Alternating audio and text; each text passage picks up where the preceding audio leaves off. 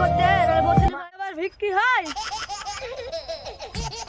বাচ্চা গোয়াম ঘাস যে যা দিবে বিক্রি করতে হবে। বাচ্চা তো গরু ছাগল আছে এটা বউ ধরে মারবে।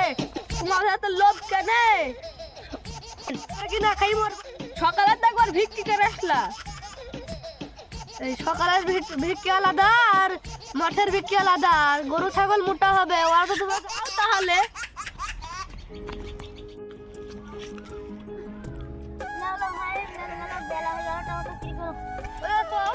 লোক পাঠায় বসান দিব তো বিক্রি দাও তো দুটি ঘাস দিলে হবে।